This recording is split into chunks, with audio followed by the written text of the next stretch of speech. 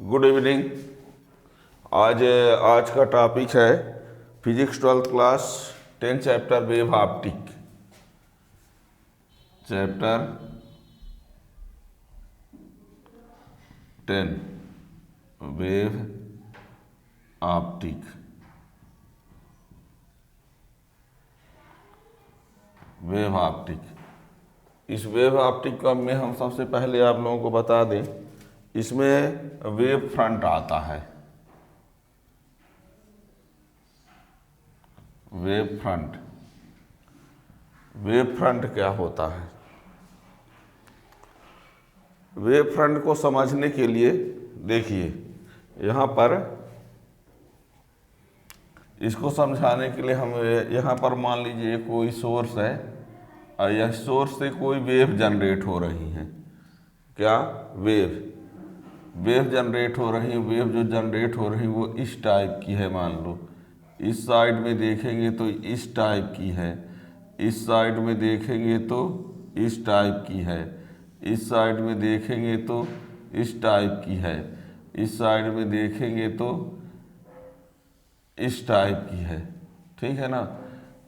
यहाँ ये चारों तरफ मान लीजिए इस सोर्स से वेव निकल रही हैं। ठीक है ना? वेव ऐसे ना चलती हैं इस टाइप से। तो यहाँ से ये वेव, तो ये वेव में ये जो पार्टिकल है वो क्या है? मैक्सिमम डिस्प्लेसमेंट की पोजीशन में है। किस कंडीशन में है? मैक्सिमम डिस्प्लेसमेंट, जिसको क्रिस्ट बोल सकते हो। ये यहाँ पर जो पार्टिकल होगा वो भी, यहाँ वाला भी, यहाँ वाला भी, यहाँ वाला भी, और इन सब को हम ज्वाइन करा दें तो ये, ठीक है ना? तो ये जो एक यहाँ पर क्या बनेगा? सरफेस बना। उस सरफेस में जितने भी पार्टिकल होंगे वो सेम फेज में होंगे। सेम फेज में होंगे मीन्स मैक्सिमम डिस्प्लेसमेंट की कंडीशन में होंगे। यदि यहाँ पर कोई वेव होती तो ये पार्टिकल भी क्या होता? मैक्सिमम डिस्प्लेसमेंट की कंडीशन में होता। तो इन सभी की जो ज्वाइनिंग से जो एक सरफेस बन रहा है, उस सरफेस को आप क्या कह सकते हो? यानी कोई ऐसा सरफेस जिस पर मीडियम के सभी पार्टिकल, कोई ऐसा सरफेस हो जिसमें मीडियम के सभी पार्टिकल क्या हो? सेम फेज में हो। या आप ये भी कह सकते हैं locus of all the particle, locus of all the particle of medium vibrating in same phase at any instant. Locus मतलब होता है पॉइंट का ग्रुप, है ना? तो इन सबको मिलाते जाएं, ठीक है ना? ये तो ये क्या बन गया? सरफेस कह दो चाहे locus of all the particle, ठीक है ना? Locus of all the particle of medium vibrating in same phase at an instant is called wave front. ठीक है ना? Locus of all the particle of the medium, locus of all the particle of the medium vibrating in same phase at an instant is called wave front। और जो wave front होगा, वो जो wave front होगा वो 3 types का होता है। सोर्स कैसा है उसके अकॉर्डिंग्स। जैसे मान लीजिए ये क्रिस्ट पर वाला पॉइंट सभी थे ना, और ये मान लो किस पर है? ट्रफ पर। ये भी क्या है? ट्रफ पर। ये भी क्या है? ट्रफ पर। ये भी क्या है? ट्रफ। इन सब को यदि ज्वाइन कराया जाए तो इसमें जितने भी पार्टिकल होंगे वो सब क्या होंगे? ये भी सेम फेज में होंगे। ये वाले पार्टिकल किस में थे? क्रिस्ट वाले थे सब, और ये सब के सब क्या हैं? ट्रफ वाले हैं। तो इसमें जितने भी पार्टिकल होंगे वो सब क्या होंगे? सेम फेज में होंगे। तो इसी ये जो बन गया है इसी को क्या कहा जाता है? Wave front. और जो बन गया है उसको लोकस ऑफ पार्टिकल बोल सकते हैं, है ना? तो locus of all the particle of the medium vibrating in same phase at an instant, किसी टाइम पर। ठीक है ना? तो ये होता है वेव फ्रंट। तो इसकी डिफिनेशन कैसे लिखेंगे देखिएगा। डिफिनेशन इसकी होगी locus of all the particles, locus of all the particle of the medium vibrating, locus of all, LOCUS, locus of all the particles of the medium vibrating in same phase at an instant, locus of all the particle of the medium vibrating in same phase at an instant is called wave front, and line perpendicular to the wave front is called rays. ये आपको बता दें, जो raise होती है wave front के perpendicular होती है, ये आप जानते रहिएगा। Rays perpendicular to wave front, ये विशेष पॉइंट है।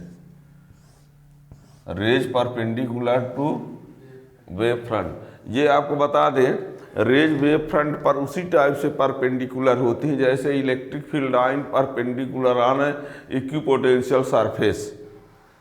जिस तरीके से इलेक्ट्रिक फील्ड लाइन परपेंडिकुलर होती हैं इक्विपोटेंशियल सरफेस के, ठीक उसी प्रकार रेज जो होती है वो परपेंडिकुलर होती हैं किसके?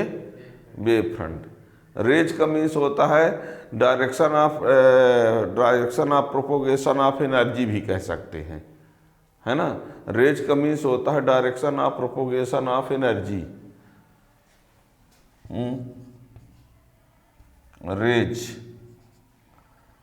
रेज का मीन्स यहाँ पर direction of propagation of energy भी कहा जा सकता है। ये रेज का means direction of propagation of energy. The locus of all the particle of the medium vibrating in same phase at an instant is called wave front, and line perpendicular to the wave front is called range। ठीक है ना।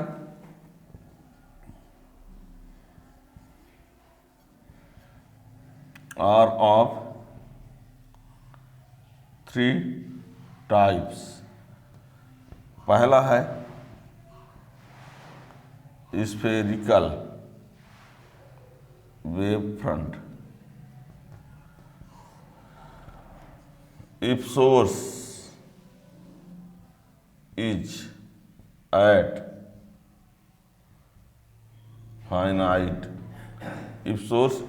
finite distance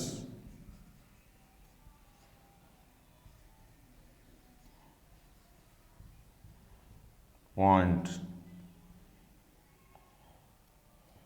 size,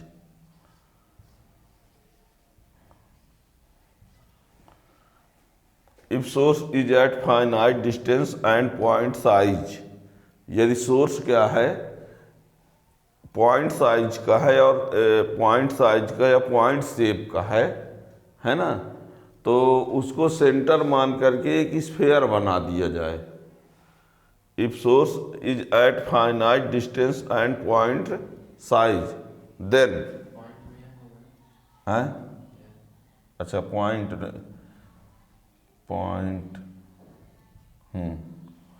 size, then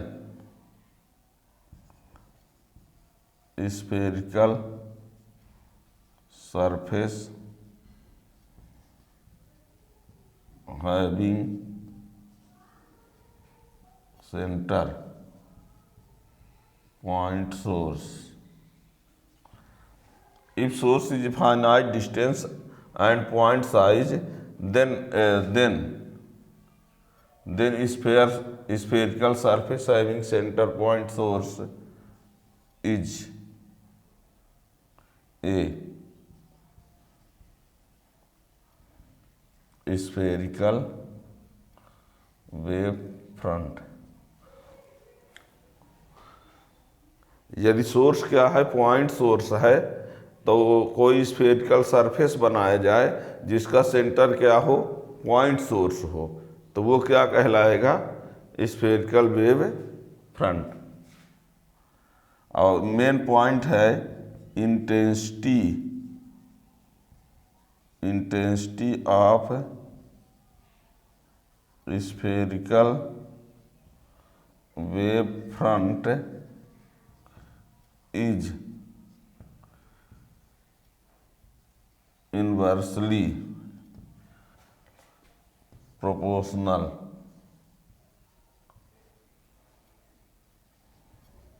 to the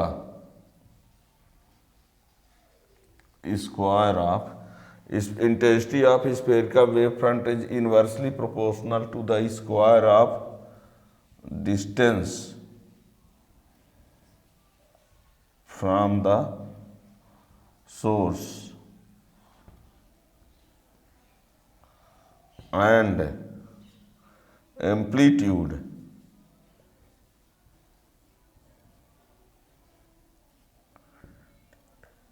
is inversely proportional to the distance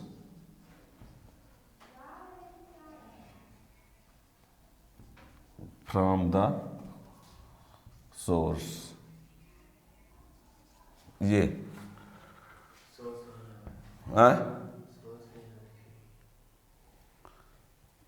नीचे the distance from the source, distance from the source. अब ठीक है ना, ये इतना ऊपर हो गया। अब देखिए, हमने ये कहा जैसे ये रहा सोर्स, इसको रेडियस मान के एक स्फीयर बना दो, तो यहाँ सभी पार्टिकल जो हैं वो सेम फेज पर है ना। ये सोर्स है ऊपर वाला,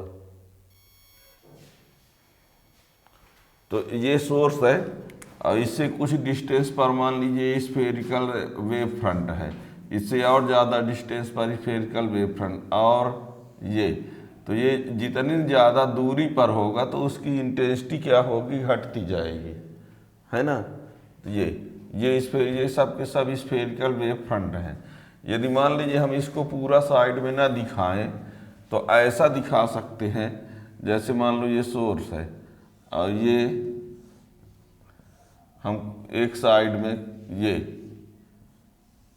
ये रहा, इसको ये सब क्या है, रेज, और ये क्या है, ये स्फेरिकल वेव फ्रंट है, स्फेरिकल वेव फ्रंट, ये ठीक है।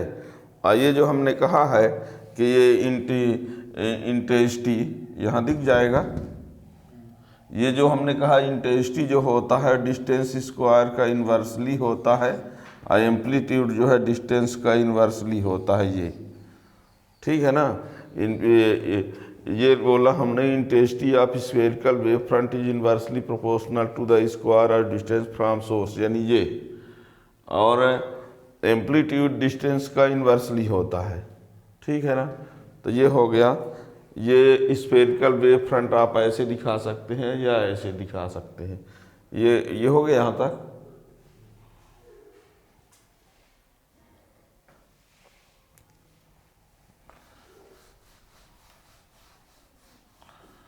फिर सिलेंडर, उसमें देखिएगा दूसरा जो है, दूसरा टाइप का जो होता है वो cylindrical, cylindrical wave front. Cylindrical wave front में क्या होता है देखिएगा, जैसे इसमें सोर्स को हमने क्या कहा था, पॉइंट सोर्स। अब यदि हम सोर्स को लीनियर ले लें, लीनियर या स्लिट, लीनियर लाइट का सोर्स कोई बताओ, ट्यूबलाइट। ट्यूबलाइट कैसा है, एक लाइन टाइप का नहीं होता, और उस लाइन को हम एक्सिस मानकर यदि हम एक सिलेंडर बना दें तो वो सिलेंडर जो होगा वो सिलेंड्रिकल वेव फ्रंट होगा।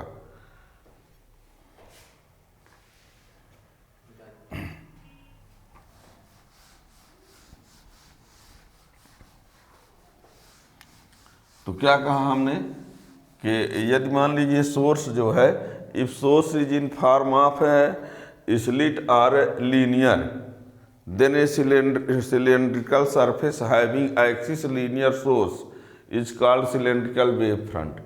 यदि हम सोर्स को लीनियर ले लें या स्लिट के रूप में, तो उस सोर्स को एक्सिस मानकर एक सिलेंडर ड्रा कर दे, तो जो सिलेंडर ड्रा करेंगे उस पर जितने भी पार्टिकल होंगे वो सब के सब सेम फेज में होंगे, है ना। तो यहाँ पर देखते हैं, लिखते हैं if source is at finite distance and in form of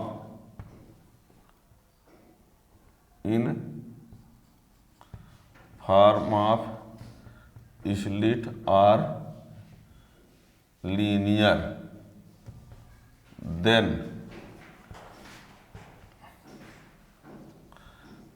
cylindrical surface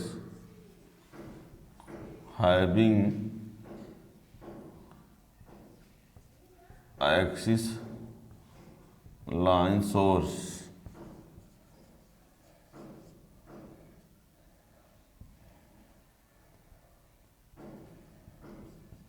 is called cylindrical wave front। ये और ये बता दें, इसमें intensity of cylindrical wave front is inversely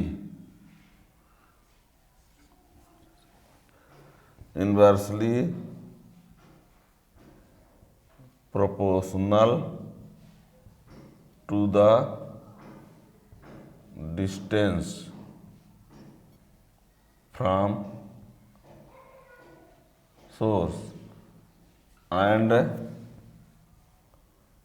amplitude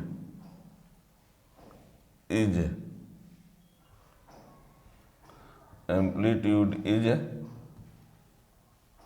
inversely proportional to the square root of distance, that is I proportional to 1 upon r and a proportional 1 upon under root r। ये if source is at finite distance and in form of slit or linear, then a cylindrical surface having axis line source is called cylindrical wave front। और इसमें जो intensity of cylindrical wave front जो होता है वो distance का क्या होता है, इन्वर्सली होता है। डिस्टेंस का क्या होता है, और ये डिस्टेंस के स्क्वायर रूट का इन्वर्सली होता है, ठीक है ना। और ये है intensity directly proportional to 1 upon R और एम्पलीट्यूड ये। और इसको यदि इसका हम डायग्राम में बनाना चाहेंगे तो देखिए, ये जैसे ये हो गया,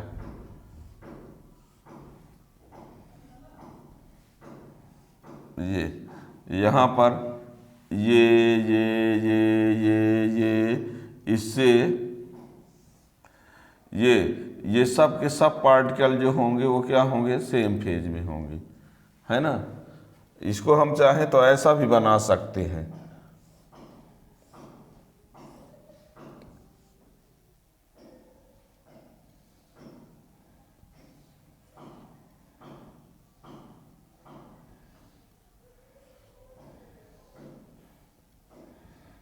ये सब क्या है, रेज है, ये लाइन सोर्स है, ये इस प्रकार बना हुआ है। देखना ये जो बनाए हैं वो ऐसे आए हैं, ऐसे सिलेंडर का आधा होगा, ये आधा सिलेंडर है कि नहीं है।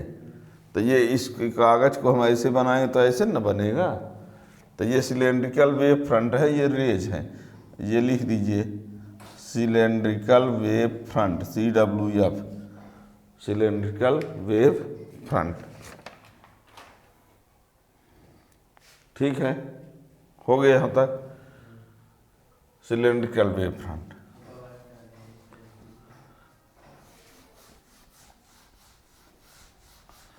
अब तीसरा वाला जो होता है प्लेन वेव फ्रंट होता है। थर्ड वाला जो होता है प्लेन वेव फ्रंट, इसको समझने का प्रयास करिएगा। प्लेन वेव फ्रंट में क्या होता है, जैसे ये सोर्स है, ये सिलेंड्रिकल वेव फ्रंट है, ये भी सिलेंड्रिकल वेव फ्रंट है, ये भी सिलेंड्रिकल वेव फ्रंट है, ये सिलेंड्रिकल वेव फ्रंट है, ये सिलेंड्रिकल वेव फ्रंट है। देखो ये सिलेंड्रिकल वेव फ्रंट है, इसका यदि पार्ट लेंगे तो ये सॉरी सिलेंड्रिकल, बार बार बोल दिए सॉरी, स्फेरिकल, ये स्फेरिकल वेव फ्रंट है, ये स्फेरिकल वेव फ्रंट है, ये स्फेरिकल वेव फ्रंट है, ये स्फेरिकल वेव फ्रंट है, ये भी है ना, क्या है, स्फेरिकल वेव फ्रंट। अब इसका पार्ट यदि देखा जाए तो ये पता चल रहा है कि स्फेयर का पार्ट है, किसका, इसका यदि लेंगे पार्ट तो ये भी लग रहा है कि किसका है, और ये वाला पार्ट लेंगे तब भी लग रहा है, ये पार्ट लेंगे तब भी लग रहा है।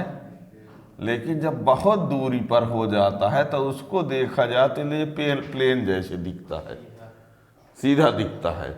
क्या कहा, ये है स्फेरिकल वेव फ्रंट सभी हैं, लेकिन सोर्स से जो बहुत ज़्यादा दूर पर होता है, मान लो और दूर और दूर और दूर, तो ये वाला देखोगे तो बहुत बड़े का जब टुकड़ा लेंगे तो ये कैसा लगने लगेगा, प्लेन।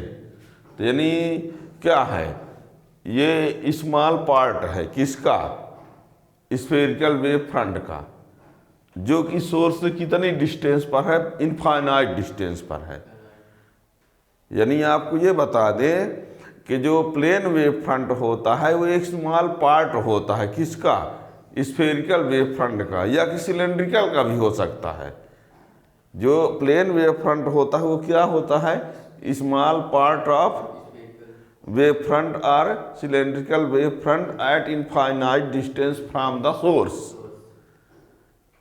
यदि कोई वेव फ्रंट प्लेन या कोई स्फेरिकल या सिलेंड्रिकल है और वो सोर्स से कहाँ है, इनफाइनाइट डिस्टेंस पर है, तो उसका एक छोटा सा पार्ट यदि लिया जाए तो उस छोटे से पार्ट को क्या कहा जाएगा, प्लेन वेव फ्रंट। यानी क्या कहेंगे, small part of spherical wave front और plane wave front at infinite distance from the source is called plane wave front.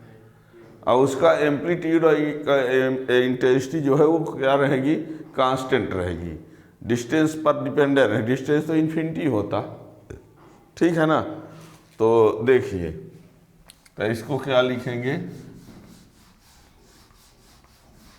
इसमें लिखना पड़ेगा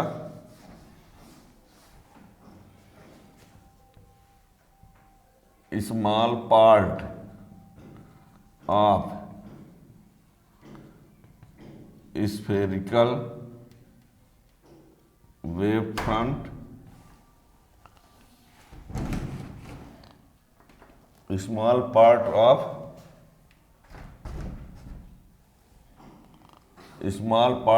spherical wavefront or cylindrical wavefront. Small part of spherical wavefront or cylindrical wavefront at infinite distance from the source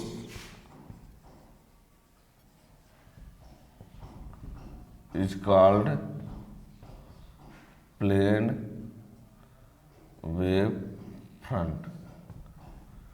और इसमें ये लिखे देते हैं intensity and amplitude of plane wave front is constant. I equal to constant, A equal to भी constant. यदि diagram में दिखाना चाहें तो ये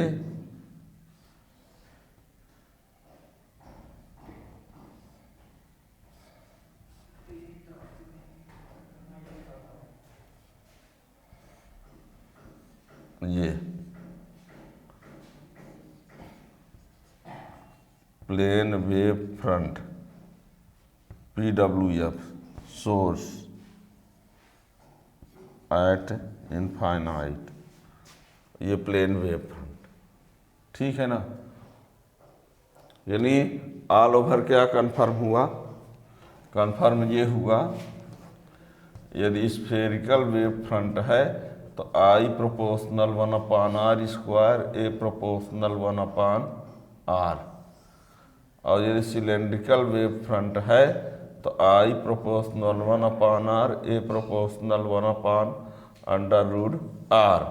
और यदि प्लेन वेव फ्रंट है तो I equal to constant and A equal to constant. ये याद रखना। ठीक है ना। स्फेरिकल वेव फ्रंट के लिए ये, सिलेंड्रिकल वेव फ्रंट के लिए ये, प्लेन वेव फ्रंट के लिए ये। ठीक है ना। Locus of all the particle of the medium by waiting in same phase is called wave front. Source यदि पॉइंट सोर्स है और फाइनाइट डिस्टेंस पर है तो उसको सेंटर मानकर यदि स्फेयर बनाया जाए तो स्फेरिकल, यदि सोर्स फाइनाइट डिस्टेंस पर हो और लीनियर हो तो उसको एक्सिस मानकर सिलेंडर बनाया जाए तो वो होता है सिलेंड्रिकल। और यदि स्फेरिकल या सिलेंड्रिकल वेव फ्रंट का इनफाइनाइट डिस्टेंस पर स्मॉल पार्ट लिया जाए तो वो स्मॉल पार्ट जो है प्लेन वेव फ्रंट होता है। ठीक है। आप नेक्स्ट वीडियो के लिए चैनल को सब्सक्राइब कर लें तो उसका नोटिफिकेशन मिल जाएगा। Thank you.